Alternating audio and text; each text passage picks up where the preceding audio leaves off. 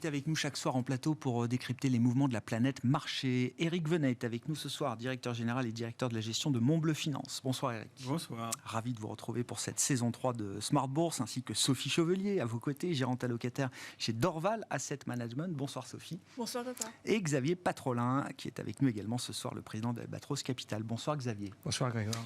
Bon, parlons de l'Europe, évidemment, qui fait l'actualité en cette rentrée. Je voulais prendre l'angle du policy mix, peut-être, pour comprendre un petit peu la stratégie européenne de la Banque centrale et des gouvernements européens face à la crise gazière, la crise inflationniste qu'on connaît aujourd'hui. On compile un petit peu les montants qui ont été déjà engagés par les États pour accommoder la facture énergétique des ménages, notamment. Je ne parle pas d'investissement pour changer la donne demain. Je parle de ce qu'on met sur la table pour adoucir la facture. 400 milliards à peu près, un petit peu moins à date, compilés par l'Institut Bruegel notamment. Quand on rapporte ça au PIB, on peut estimer qu'on est déjà à un peu plus de 2 points de PIB de dépenses pour les États de la zone euro. Et face à ça, on a une Banque centrale européenne plus déterminée que jamais pour engager un resserrement historique de sa politique monétaire, avec sans doute 75 points de base ce jeudi et d'autres à suivre. Comment vous regardez ce policy mix ? Qu'est-ce que ça vous inspire et quel type de résultats économiques et financiers est-ce qu'on peut attendre de ce qui est aujourd'hui la stratégie européenne pour faire face à cette crise ? Je pense que c'est... ce qui saute aux yeux, c'est l'extrême complexité de la situation, bien entendu, puisqu'on est dans une configuration où on a une surchauffe, vraiment, avec un marché du travail qui est au plus bas en Europe, en tout cas depuis très très longtemps, puisqu'on est, si je ne me trompe pas, aux alentours de 6,9%. Ouais. Donc on a une situation qui est à peu près comparable à celle des États-Unis, mais on est dans le même temps en économie de guerre. Donc on a besoin d'aider les ménages. Donc on est vraiment, la BCE est coincée. Donc elle est dans cette configuration-là obligée d'abandonner son mandat, de se recentrer sur son mandat sur l'inflation et de laisser aux États la gestion, entre guillemets, pour traverser cette période extrêmement difficile pour les ménages, en essayant, tant que faire se peut, d'aider les plus fragiles, bien entendu, mais parfois c'est compliqué en termes de mise en œuvre. Mais donc c'est vraiment cette logique qui domine. Et la BCE a ce rôle, entre guillemets, très complexe aujourd'hui, de ralentir effectivement l'inflation, de garder les anticipations de long terme ancrées, c'est-à-dire d'éviter que vraiment l'inflation s'inscrive dans la durée. Alors on sait qu'en Europe, une partie importante de l'inflation vient des problèmes d'offres, donc bien entendu le choc énergétique, bien entendu le contre-coup du Covid, mais de plus en plus c'est en train de se traduire dans les salaires. Donc on arrive vraiment à un point où la BCE ne peut plus reculer. Donc 75 points de base, effectivement, on est dans une logique qui paraît cohérente. Et ce qui va être très très important là, c'est de voir effectivement comment va répondre, les commentaires que va faire la BCE autour effectivement de l'aspect exceptionnel ou non de cette hausse de taux. Et je pense que le marché va réagir autour de cet élément-là principalement, parce que si la BCE ne fait que 50 points de base, ça sera perçu comme absolument dovish, trop accommodant et donc ne répondant pas aux enjeux. 75 points de base paraît adapté, mais après, ça peut ouvrir la porte aussi à une consolidation beaucoup plus forte. Et là, c'est un petit peu le suspense de la réunion. La meilleure explication qu'on m'a donnée pour comprendre la stratégie de la BCE, c'est 75 points de base, et la dureté du discours, ça doit être compris comme un message implicite destiné aux partenaires sociaux. C'est un avertissement aux partenaires sociaux en leur disant « Attention, préparez-vous. Renégociation salariale, ok, n'allez pas trop loin, parce que si vous allez trop loin et que vous enclenchez cette boucle prix-salaire, moi derrière, je ne m'arrêterai pas à 75 points de base ou je ne m'arrêterai pas au taux neutre, taux d'équilibre en zone euro. Et de ralentir l'économie à tel point qu'on va avoir à nouveau une réaccélération du taux de chômage. Alors, ce qui m'intéresse le plus, paradoxalement, c'est la partie budgétaire dans la gestion de cette crise. Bon, la BCE, je crois que c'est bien identifié pour cette semaine, mais 400 milliards déjà engagés. Quand on fait les maths, alors évidemment, les banques d'affaires le font parfaitement bien. Goldman Sachs nous dit la facture énergétique des ménages européens en 2023, c'est peut-être 2 trillions d'euros au rythme où on va. 10 points de PIB et plus. Alors évidemment, on couvrira sans doute pas tout, mais on ne va pas pouvoir tout lâcher non plus. dans quelle mesure le marché va donner encore du mou aux États pour permettre l'accommodation de cette crise inflationniste, puisque la BCE ne fait plus le job de monétiser la dette des États aujourd'hui. Pour l'instant. Ah, ok. Alors, il y a plusieurs choses. D'abord, je pense que la volonté, c'est de freiner effectivement l'enclenchement de la spirale inflationniste coût-salaire. Et donc, dans un premier temps, on aide les ménages. Il faudra, à mon avis aussi, aider les entreprises. Ça, c'est pour bientôt. Je crois qu'on l'a annoncé tout à l'heure. Un peu comme le Covid, parce que c'est une crise aussi politique, en fait. C'est pour ça que partir d'une surchauffe économique, je ne suis pas sûr que ça soit la bonne vision des choses. C'est-à-dire qu'en fait, on est sorti d'un problème politique, enfin, d'une crise politique aussi sanitaire, avec une forte demande et un problème d'offre, et on n'en est pas sorti. Enfin, on commence tout juste à s'en sortir. Et d'arriver à une crise énergétique, je parle juste pour l'Europe, parce que le problème des États-Unis, c'est pas la même chose.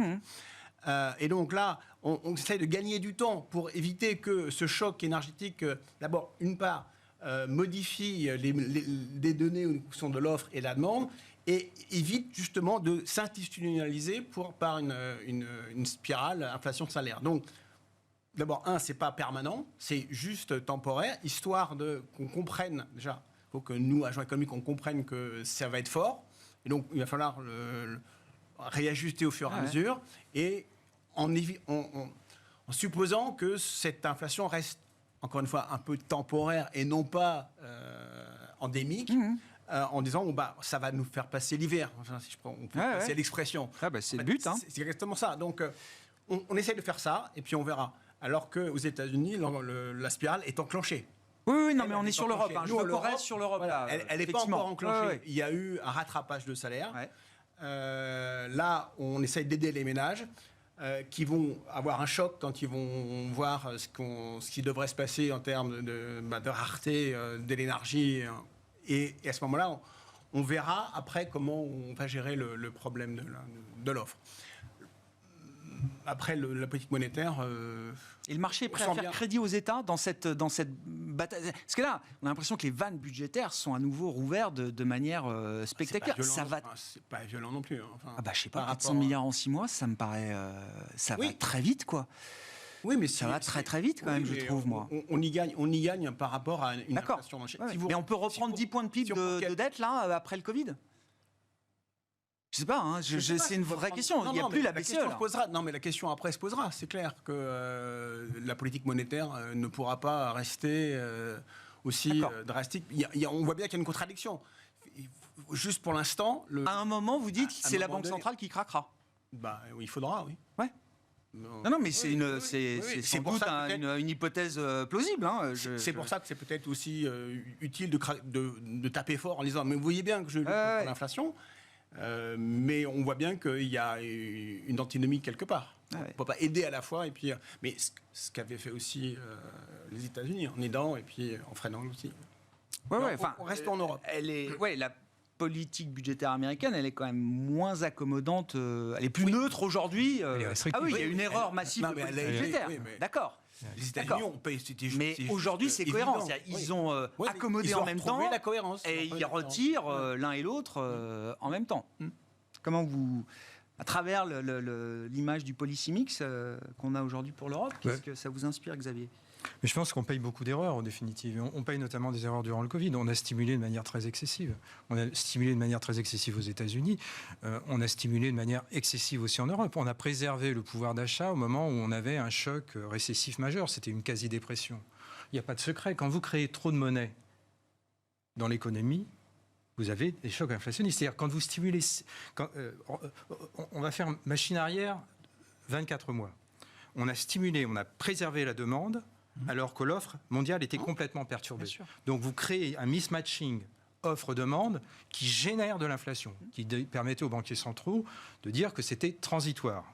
Au nom de cela, ils ont stimulé tous azimuts. Fédéral Réserve, BCE et toutes les banques centrales, à l'exception, tu l'auras noté, de la Chine.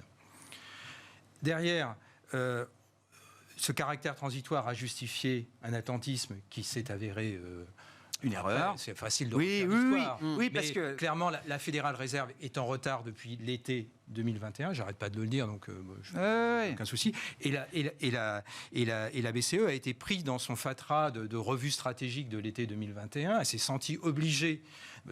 Prenez les conférences de presse de Christine Lagarde. C'est une speakerine qui lit un prompteur. Enfin, il y a une différence très clairement entre le communiqué tel qu'elle l'explique, puis les réponses ensuite qu'elle fait aux journalistes. Et ça n'a rien à voir. Donc ça veut dire que la BCE est en retard. Et ça voulait dire aussi qu'il y avait un débat interne au sein des gouverneurs de la BCE qui avait commencé d'ores et déjà. Et donc on est en train de payer tout ça. Derrière, tu as le 24 février 2022, où d'un seul coup, j'exagère un peu, tu vois émerger une problématique de rivalité stratégique sur le continent européen. On ouvre une nouvelle histoire.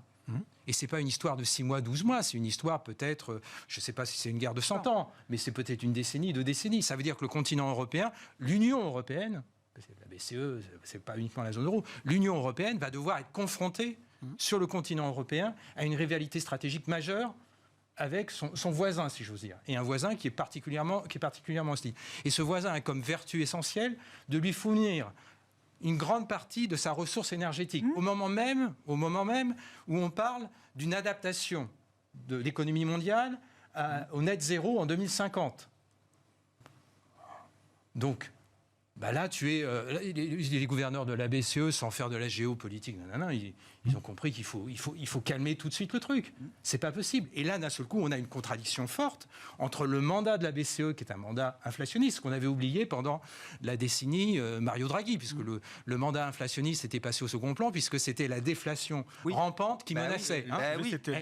D'ailleurs, si on nous avait dit il y a 12 mois, tous les 4, qu'on allait parler d'inflation sur ce plateau, on aurait peut-être rigolé un bon coup. On parle d'inflation, et pas d'une inflation à 4%, c'est-à-dire le double de l'objectif. On parle d'une inflation qui est en train de targeter entre 8 et 10. L'inflation globale. L'inflation globale. Oui. D'accord. Non, mais même non, mais je suis d'accord, le niveau global est un problème. Voilà, donc il y a un groupe. Et là, il y a une divergence forte entre le budgétaire, le politique, qui lui a compris la rivalité stratégique et le mandat écologique qui lui est d'une certaine façon conféré par les opinions publiques. Quand tu es en rivalité stratégique, qu'est-ce que tu fais ? Il n'y a pas de secret. Il faut une économie puissante. Ouais. Il faut construire des chars, il faut construire des missiles, pas uniquement des éoliennes. Donc il faut stimuler. Et de l'autre côté, tu as une BCE qui a un mandat. Et un seul et unique, ce n'est pas la Fédérale Réserve, qui a un double mandat, emploi, inflation. Comment ça va se résoudre, Xavier ? Ça va se résoudre dans l'attention. Et ça va entre les États et la BCE ? Bien sûr. Et il y a des divergences. Il y a simplement déjà des divergences entre les frugaux et ceux qui sont les cigales. Ouais, ceux qui mettent le plus sur la table aujourd'hui, c'est un pays comme l'Allemagne, par exemple. Oui, mais l'Allemagne peut se le permettre. L'Allemagne a accumulé. Bien sûr. Elle n'a attendu que. Toute sa stratégie reposait sur l'idée j'accumule pour le jour où j'en ai besoin. C'était pour le vieillissement démographique. Elle est en train de changer de rubrique. Mais elle peut se le permettre. C'est pas le cas. Nous, on était un peu comme ces personnages de Tex Avery au-dessus du vide. On avait tout suspendu. Je rappelle qu'en 2023, le pacte de stabilité et de croissance, on espère encore en France pouvoir le renégocier, mais ça va s'avérer compliqué. Et donc la BCE est obligée, les chiffres sont les chiffres. Tu as vu que Philippe Lane a été... Oui. Non, mais oui, chef économiste de la BCE. Non, mais bien sûr. Mais on l'a raconté, Xavier. Il avait le mandat, c'était l'exécuteur testamentaire de Mario Draghi. Il portait encore la permanence de la stratégie, de la tactique de Mario Draghi. On lui a gentiment demandé, à partir du début de l'été, non seulement de se taire. Tu l'auras noté qu'à Jackson Hole, c'est pas lui qui a parlé, et surtout d'améliorer la qualité de ses prévisions macroéconomiques. Parce que le moins qu'on puisse dire, c'est que les prévisions macroéconomiques de la BCE, depuis bientôt 12 mois, sont complètement à la rue. Alors certes, la situation est complexe, mais que les prévisions macroéconomiques sur l'inflation, et ça apparaissait dans les revues trimestrielles de la BCE, étaient vraiment à la rue. Et donc, on fait, en voiture, quand tu appuies à la fois sur l'accélérateur et le frein, si tu t'appelles pas Jean Ragnotti, tu risques le tête à queue. Et donc, on est dans cet instant très compliqué, ce qui diverge complètement de la situation américaine, où là, il y a une cohérence totale, puisque le budgétaire devient restrictif, puisqu'il y a globalement il y a 8 points de PIB de stimulation En dynamique, effectivement. Oui, en dynamique, il y a 8 points d'accommodation en moins sur cette année par rapport à l'an dernier. Une politique monétaire qui réaccélère à la fois en conventionnel et à la fois en non conventionnel. Donc là, on est et je ne parle pas de l'équation, parce que ça, c'est à mon avis central, l'équation énergétique qui, à mon avis, va dominer les trajectoires macroéconomiques et les stratégies des politiques monétaires. Est-ce qu'on peut imaginer que, alors, à terme, la question énergétique soit traitée en Europe au point qu'on puisse se dire qu'on ne revivra plus jamais un tel chaos énergétique? Donc il faut gérer l'intervalle, mais il y a quand même l'idée, réunion des ministres de l'énergie ce vendredi, on aura sans doute des précisions dans le discours d'Ursula von der Leyen le 14 septembre, discours sur l'état de l'Union, etc. L'idée d'une réforme est en train de se mettre en place. Est-ce qu'à terme, au moins, il y a cette perspective-là positive d'amélioration, comme on a eu l'union bancaire après la grande crise financière? Est-ce qu'on va avoir une avancée européenne sur ce plan-là à terme? On a besoin quand même de cet espoir. Ça fait partie de la logique du changement de paradigme où aujourd'hui on commerce en protégeant ses approvisionnements. C'est-à-dire qu'on est passé d'une économie au moindre coût à la sécurité d'approvisionnement. Ça, c'était vrai depuis un petit mois, depuis quelques mois. Donc, dans cette logique-là, il va falloir qu'on de toute façon, sécurise notre approvisionnement énergétique. Et c'est l'occasion ou jamais d'avoir une vraie politique énergétique. Le problème, c'est quelle politique énergétique? C'est ça le souci. Mais on sait bien que de toute façon, on ne peut pas y arriver sans une réponse européenne, comme celle qu'on a eue pour le Covid aussi. C'est la même chose. C'est une source d'espoir ou pas? C'est le côté un petit peu positif de tout ça. En fait. C'est ça. On peut se dire que finalement, sinon, oui, je pense que quelque part, on se dit qu'on n'a pas vraiment d'autre choix d'avoir une réponse en commun. Alors, quelle réponse? Le problème, il est là. C'est que je ne sais pas quelle réponse on peut donner en termes énergétiques, de politique énergétique. Sophie, vos commentaires, et puis ça amène à cette question. Jusqu'où est-ce que l'euro, en tant que devise, peut baisser? Même la perspective de 75 points de base ce jeudi à Francfort, ça ne semble pas être un soutien démentiel pour la devise. Alors, sur la question énergétique, il y a un vrai problème de faisabilité. C'est-à-dire qu'aujourd'hui, on nous dit, OK, les réserves allemandes sont à 90%, il ne faut pas s'inquiéter. Ils ont baissé de 15% leur conso, enfin 25% pendant l'été. Ils vont réussir à faire 15% à l'hiver. C'est énorme. Et donc, on passe l'hiver. Oui, mais alors, on passe l'hiver. Et donc, la course recommence au printemps. C'est-à-dire qu'on va refaire la course au printemps pour remplir... Avec quel gaz on remplit nos stocks à n'importe quel prix, parce que c'est dû à n'importe quel prix. Parce que les substitutions d'infrastructures, notamment, ne seront pas encore en place C'est compliqué. C'est-à-dire que l'Allemagne va y arriver, mais en rouvrant de la mine de charbon. Donc, ça vient aussi se heurter à d'autres objectifs que vous mentionniez. Donc, je suis complètement d'accord avec le propos qui dit que pour l'Europe, c'est un enjeu de plusieurs années. Ça va être compliqué pendant plusieurs années. On va se heurter à cette dimension-là pendant plusieurs années. Donc, si on revient à l'euro, effectivement, c'est quelque chose qui fragilise l'euro. Alors, je ne peux pas vous dire à quel niveau précisément, mais on va rester avec une pression importante sur l'euro versus dollar, qui est quand même à ce statut de valeur refuge, tant qu'on va être dans cette dynamique de crise. On peut avoir des moments où l'euro reprend un peu de hauteur, notamment parce qu'aujourd'hui, dans les marchés, et que ce soit sur les actions ou dans l'euro, on est en train de pricer le pire. C'est-à-dire qu'on est en train de pricer un scénario où, quelque part, peut-être ça ne se passe pas bien cet hiver. Or, le constat est qu'on a trouvé, au moins à court terme, pas mal de solutions transitoires. On n'a pas trouvé une solution générale, mais on a trouvé pas mal de solutions d'accommodation. Donc là, on a un pessimisme extrême qui est d'ailleurs très bien matérialisé dans l'euro et dans les actions. Mais ça va rester compliqué pendant longtemps. Donc on a effectivement, pour l'Europe, cette problématique énergétique parce qu'on produit finalement, nous, assez peu d'énergie. Enfin, on n'a pas d'énergie fossile, assez peu. Donc, si cette dépendance existait à la Russie, elle avait une bonne raison. Voilà. Donc, il va falloir réorganiser tout ça, rouvrir une centrale nucléaire. On nous parle de plein de mini-centrales. pas besoin de dire que ça prend un temps incroyable et qu'il Oui, faut oui, les oui. ingénieurs et que Ah bah oui, non, mais pour le marché, c'est... comme on était en train de fermer partout, enfin sauf en Chine, autant dire que là on les a pas. Donc ça va rester une épée de Damoclès au-dessus de la tête de l'Europe et un vecteur de fragilité pour les actifs européens. Et ça veut dire l'euro devient structurellement faible, ou plus faible en tout cas qu'il ne l'était à sa création. L'euro a été créé comme une monnaie forte, hein, sur la base des excédents allemands, sur le modèle de la politique monétaire de la Bundesbank. L'euro, comme toutes les devises, était un problème de valorisation relative.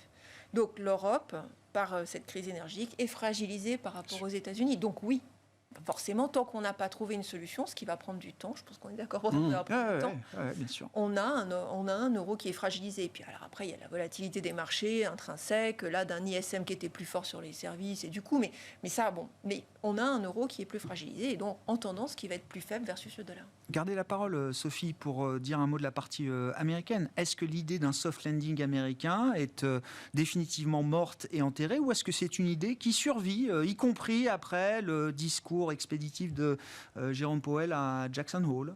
Alors, c'est vraiment le dilemme, c'est le sujet de tous les investisseurs. On identifie pas mal de signaux de désinflation aux États-Unis. Que ce soit, pour le coup, l'énergie pour eux, puisque pas la même problématique que nous, que ce soit les matières premières agricoles, que ce soit les métaux industriels, que ce soit les problèmes d'approvisionnement, les indices d'approvisionnement de matières, etc., ont beaucoup rebaissé, le coût du fret, etc. Donc il y a déjà un certain nombre de signaux de désinflation. L'immobilier américain est en train de marquer le pas de façon assez sévère, c'est d'ailleurs assez brutal, assez sévère, et on n'a pas encore vraiment vu, sauf dans l'immobilier, l'impact des hausses de taux qui sont déjà matérialisées aux États-Unis. On est à 3,7%. Voilà, donc voilà. Alors ça, c'est le problème. Et donc, alors là, ce qu'on ne sait pas, c'est quel va être le ratio de sacrifice. C'est-à-dire de combien il va vraiment falloir effectivement ralentir l'économie pour éviter que l'inflation soit auto-entretenue, c'est-à-dire vraiment s'ancre. Et les signaux de désinflation nous amènent à penser qu'il y a encore la place, mais c'est un chemin extrêmement étroit. Oui, bien sûr. Mais c'est encore possible. Ouais. C'est encore possible. Et donc, du coup, du point de vue de l'investissement, c'est la question clé. C'est-à-dire, est-ce qu'on joue la dérivée seconde et les signaux de désinflation ? Est-ce qu'on se positionne par rapport à ça ? Reprendre du risque. Et donc, du coup, ça veut dire qu'on a tenté de reprendre un peu de risque, alors pas dans l'obligataire, mais en tout cas potentiellement dans les actions. C'est ce qui s'est passé en août jusqu'à ce que sortent des trop bons chiffres. Ouais. Le problème du trop bon chiffre, bien sûr. C'est absolument horrible. Ou alors, est-ce qu'on accepte que le ratio de sacrifice va être trop important et donc on attend le creux de la récession et on reste planqué ? Et là, c'est vraiment le dilemme. Et honnêtement, j'ai du mal à trancher. Non, mais c'est vrai. Le dernier rapport sur l'emploi aux États-Unis était particulièrement intéressant parce que... Mais avec une hausse du taux de participation. Mais c'est ça, c'est le premier élément qu'il faut voir. Il y a des gens qui reviennent s'inscrire dans le marché du travail comme demandeurs d'emploi. Absolument. Le taux de chômage remonte et les créations d'emplois en net sont toujours très positives. Mais sur un niveau bien trop élevé. Voilà, donc le problème c'est ça, c'est qu'on part d'un point bien trop élevé. Et bon. Le problème, je sais pas, moi je préfère cette situation que la nôtre, non ? Largement, mais ça amène, la Fed a quand même adopté un certain dogmatisme, c'est-à-dire que le message est clair. Alors elle a quand même dit qu'elle était data dependent, donc si les signaux de désinflation se multiplient, elle va lever le pas, elle va lever le pied. Mais on n'en est pas là pour le moment. On va avoir encore quelques sueurs froides avant d'en arriver là. Et puis alors, data dependence, et on regarde donc le rapport mensuel sur l'emploi, qui est un des chiffres les plus révisés au monde. Les créations d'emplois, c'est quand même pas très fiable, en tout cas en première estimation. Le nouvel ADP, la mesure de l'emploi dans le secteur privé. Et puis le CPI, donc il y a un indice d'inflation encore le 13 septembre, avant la prochaine réunion de la Fed. Sur la situation américaine, Eric, qu'est-ce qu'il y a, dans quelle manière ça a évolué ? Je pense qu'on va dans le bon sens, mais là, par rapport à l'Europe, situation classique, c'est-à-dire qu'on avait vraiment bien chauffé l'économie, et puis donc la demande était forte, l'offre aussi, et à force de chauffer, on ne trouvait plus personne, donc les salaires ont augmenté. Et donc la bonne nouvelle, quelque part, dans l'histoire, c'est qu'il y en a deux. C'est qu'il y a un peu plus de personnes qui viennent sur le marché du travail. Très bonne Ceux qui étaient partis parce que pendant le Covid, ça sert à rien, et puis de toute façon, je peux faire autre chose, et ainsi de suite, ou je n'ai pas besoin de travailler. Et à ce moment-là, donc on on augmente la capacité finalement de croissance de l'économie américaine, qui garde toujours cette même force à la fois de la demande et puis l'offre. Et puis on voit que le choc de prix, qui est au départ post-Covid, s'améliore globalement, puisque la spirale inflation-salaire, on est à quoi, plus 5,2 globalement. Bon, pour une inflation à 8, c'est gérable, et elle a l'air de diminuer, puisque la croissance des salaires, c'est de 0,3 le mois dernier. Donc on est en train globalement de gérer la solution. Donc, mais c'est plus simple aux États-Unis, parce qu'on n'a pas ce choc énergétique en Europe. Donc, je crois qu'il faut attendre. Alors, est-ce que la Fed a raison de taper fort tout de suite, et pour pouvoir ensuite, après, si jamais elle tape trop fort, redescendre? En fait, c'est ça, c'est où on considère qu'elle va taper trop fort, et puis bon, elle refera descendre, ou on préfère un ajustement progressif jusqu'à temps que finalement on voit une faiblesse dans la demande. Pour l'instant, la demande tient et l'inflation diminue légèrement, mais c'est beaucoup plus long. Donc, je pense qu'on est dans les cordes là. Bon, Xavier, dans les clous. Sur les États-Unis, moi j'ai dit 50 points de base, ils feront le 21 septembre. Est-ce que c'est pas le moment où on peut revenir à un rythme 50, c'est déjà énorme quand même comme chemin de hausse de taux. Non, parce qu'ils sont en retard. Ouais, toujours. Ils sont toujours en retard. Donc c'est comme un incendie dans la Pinède. Hein. Plus tu tardes, plus il faut appeler une noria de Canadair. Donc non, il faut pas non plus exagérer. Ça, après, il y a une histoire de dosage, mais je crois que ce qui a précédé est tellement puissant. Et a de telles caractéristiques, je mentionne, inertielles, bien sûr. Que non, tu peux y aller d'une certaine façon assez confortable. Et en plus, alors, est-ce qu'on a tranché la question sur le taux terminal? Parce que c'est la vitesse à laquelle on y va, je comprends que c'est quelque chose d'important pour le court terme, pour les marchés, mais le marché est toujours parti de l'idée que le taux terminal était quand même bien identifié, 3,5, 3,75, et que ce taux-là, il n'a pas bougé dans l'esprit du marché, en tout cas. Non, mais probablement, mais ça n'empêche pas la Fédérale Réserve d'aller au-delà, parce que en ayant trop attendu, on est potentiellement, avec un tel marché du travail, on est potentiellement dans la phase d'enclenchement prix-salaire. Et c'est précisément parce qu'on rentre dans cette séquence, qui a été bien diagnostiquée par les gouverneurs, qu'il faut taper. Pour empêcher, sinon après c'est la perte de contrôle. Après on n'est pas encore à Volcker. Hein. On n'est pas en régime Volcker. Hein, donc il ne veut pas être Burns, mais il n'est pas encore Volcker. Voilà, c'est ça. Et il a compris qu'il avait rendez-vous avec l'histoire. Hein. Donc il a beau être avocat, il sait qu'il faut pas tarder. Hein. Donc non, je crois que c'est le bon dosage. Et c'est vrai que quand on fait une comparaison des deux côtés de l'Atlantique, le contraste est absolument saisissant. En 6-12 mois, on a quelque chose. On s'étonne même que le dollar ne va pas plus haut. Bien sûr. Et au plus haut de 20 ans quand même. Hein. Oui, mais ça toute devise. C'est un soutien pour la Fed hein, dans son combat actuel. Sûr, c'est des inflationnistes. C'est un soutien essentiel. Bien sûr. Mais le contraste est vraiment. Alors il faut pas tout diagnostiquer sur cette photo instantanée. Mais si on extrapole avec un peu de fiction derrière, il y a quand même beaucoup d'interrogations. Hein, d'interrogations. Si on poursuit notre tour du monde, j'aimerais qu'on garde quelques minutes pour dire un mot de l'introduction en bourse de Porsche, ce que ça vous envoie comme message. Et il y a un peu de vie quand même dans ce marché européen, puisqu'on est peut-être à quelques semaines de la plus grande introduction en bourse de l'histoire en Europe. Mais un mot de la Chine peut-être, pour faire le point là aussi. Alors c'est une règle implacable, zéro Covid policy égale zéro croissance. Une règle qui continue de se vérifier à l'issue de cet été 2022, Sophie. Alors sur le zéro Covid policy, il y a eu des aménagements. La règle est moins stricte qu'elle ne l'était il y a encore quelques mois, mais ça continue à avoir des impacts économiques qui sont significatifs. C'est compliqué parce que le zéro Covid policy, c'est une règle à vocation politique plus qu'à vocation sanitaire maintenant. Xi Jinping s'était valorisé du succès de la politique de zéro Covid dans la première phase du Covid. Et donc c'est très difficile aujourd'hui politiquement d'abandonner cette approche après avoir vendu aux gens que c'était pour les protéger, pour les sauver, pour les machins. Il en retire un bénéfice politique encore aujourd'hui? Je pense Selon que c'est- vous, hein, parce que là, on n'est pas... C'est plus difficile aujourd'hui. Ouais. Et je pense qu'il est un peu pris au piège effectivement de cette politique. Non, c'est un passage qui est très très compliqué pour la Chine, mais c'est pas le principal problème de la Chine à l'heure actuelle. Hein. Le principal problème de la Chine, il est maintenant bien balisé, et c'est un problème immobilier, comme il y en a eu classiquement dans d'autres pays dans le passé. Donc c'est vraiment une belle crise immobilière qui contraint effectivement énormément l'aptitude de la Banque centrale à pouvoir relancer l'économie, à pouvoir relancer l'activité, puisque l'immobilier pendant très très très longtemps a été le principal moteur de croissance en Chine. Avec un système qui est complètement construit autour de la question immobilière, avec des gouvernements locaux qui se financent par la vente de terrains à vocation immobilière, donc qui n'ont plus de revenus, donc qui ont du mal à transférer les mesures de soutien à l'économie. Donc là, on est vraiment dans une configuration assez compliquée, effectivement, pour la Chine. Et puis, l'urgence démographique. On faisait le point aussi ce matin, alors avec la responsable des études de CPR Asset Management, que je cite, Laetitia Baldeschi, qui suit précisément la question chinoise.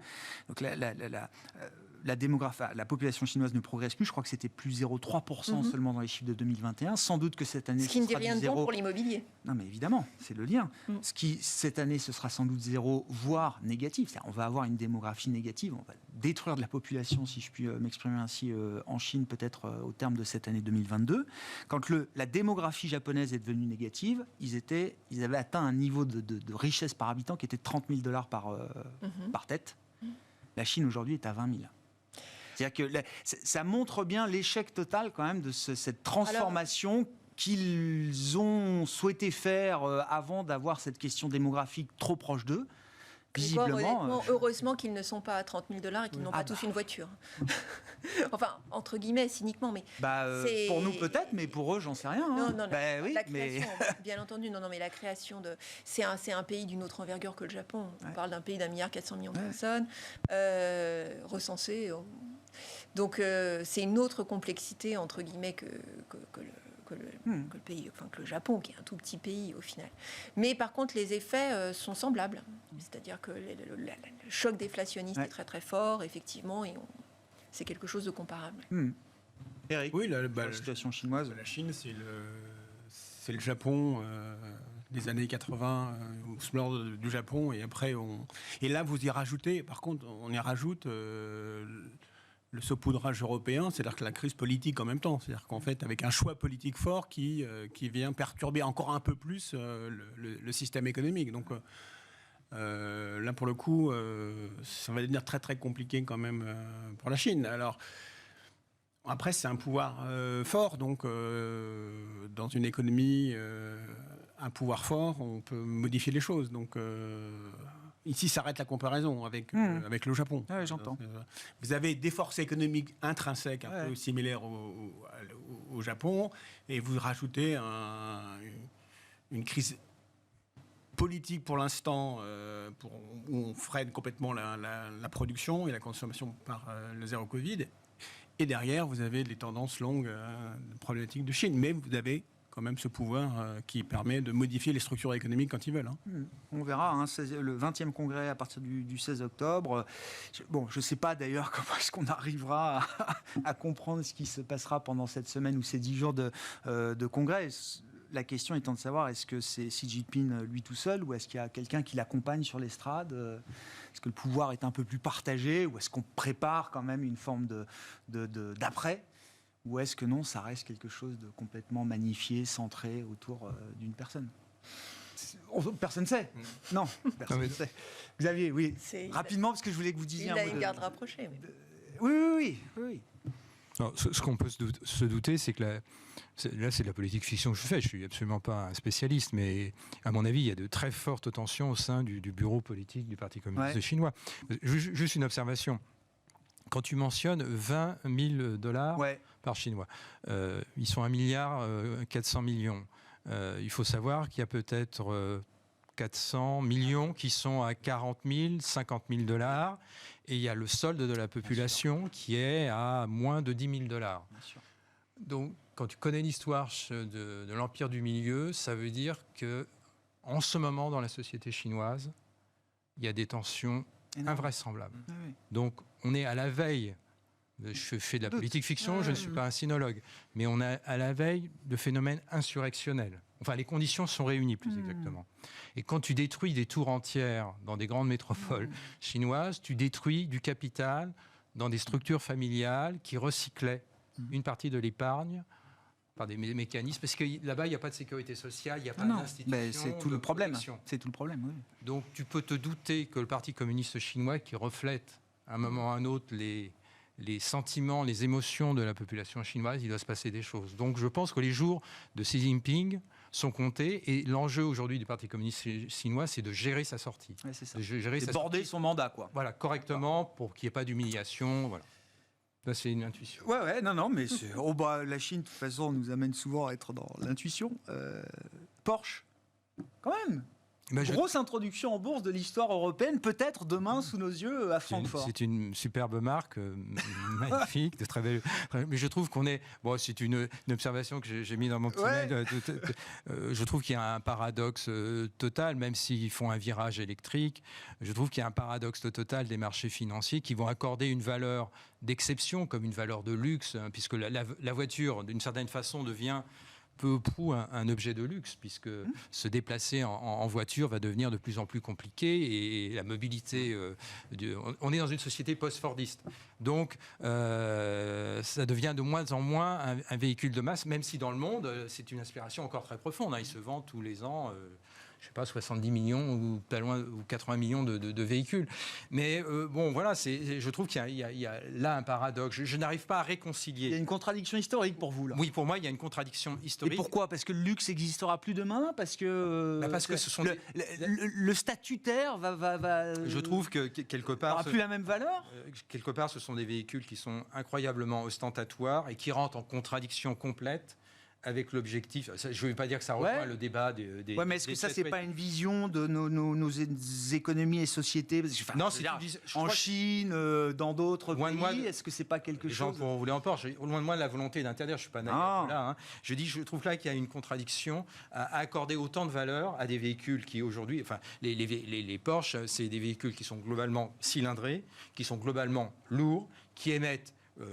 globalement beaucoup de CO2 et qui sont inroulables dans des conditions normales. Alors on sait que si on veut atteindre le net zéro en 2050, il va falloir faire de gros efforts, pas uniquement sur les véhicules évidemment, mais notamment sur l'automobile. Et le plaisir Porsche ne peut pas faire partie de la stratégie net zéro. Ça va devenir compliqué. Alors je sais qu'il y a une dimension électrique, mais même le véhicule... On parle de valorisation en fait. Oui.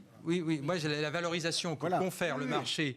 le marché à cet objet-là, me pose question, puisque quelque part, à moins... Mais vous direz la même chose, je ne sais pas, pour un groupe de luxe comme LVMH, Gucci, Kering ou Hermès. Ils vont rentrer dans cette problématique-là. Alors, les émissions de CO2, il faudrait rentrer dans un calcul beaucoup plus que je n'ai pas fait dans l'instant. Mais effectivement, dans ces produits ostentatoires, dans un monde qui va être contraint en termes de développement économique, parce que je ne vais pas faire mon Jean-Marc Jancovici, mais quelque part, mais si, j'entends. La contrainte, le net zéro n'est pas compatible avec une croissance économique. Hein. Donc, quelque part, l'ostentatoire... Ne pourra pas être valorisé de la même manière. Quelque part, l'ostentatoire dans une décroissance économique, parce que pour l'instant, on n'a pas trouvé la solution et on ne la trouvera pas hors la décroissance, si ce n'est d'abandonner les objectifs. Et alors là, si on abandonne les objectifs net zéro 2050, je peux dire il va faire de plus en plus chaud, pas uniquement l'été. Donc, quelque part, il y a une contradiction et c'est une espèce de...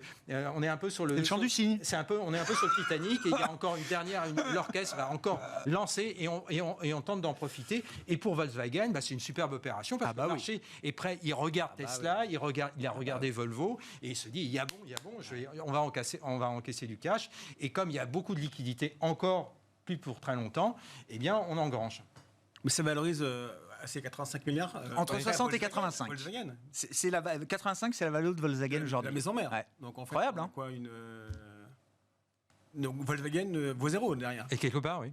C'est ça. Donc, on voit bien que de toute façon, la réponse c'est avoir quelque chose. Mais Porsche vaut autant que Volkswagen, effectivement, dans ce tour de table, ce pré-tour de table, on va dire. Donc quelque part, à mon avis, l'estimation me paraît un peu peut-être erronée, non ? L'un est trop cher ou l'autre pas assez. Enfin. Oui, c'est ça. C'est peut-être Volkswagen qui est pas cher aussi, effectivement. Bon, on suivra ça. Porsche a affiché sa volonté de y aller. Tout est prêt, évidemment. Il y a déjà eu un pré-tour de table. Les investisseurs sont au courant. On parle du Qatar, d'autres, etc., qui seraient dans le tour de table. Reste la question des conditions de marché. C'est le seul truc qui pourrait faire reculer Porsche, visiblement, dans les prochaines semaines. Même si, voilà, il y a quand même beaucoup d'emphase et de teasing qui a été mis autour de cette introduction en bourse aujourd'hui encore. Mais la symbolique est belle, quoi. Ah, oui, on verra si la symbolique peut sortir sur le marché allemand. De mettre Porsche sur le marché. Ouais. Suivra ça. Merci beaucoup à vous trois d'avoir été les invités de Planète Marché ce soir. Éric Venet, directeur général, directeur de la gestion de Montbleu Finance. Sophie Chevelier, gérante allocataire chez Dorval Asset Management. Et Xavier Patrolin, président d'Albatros Capital.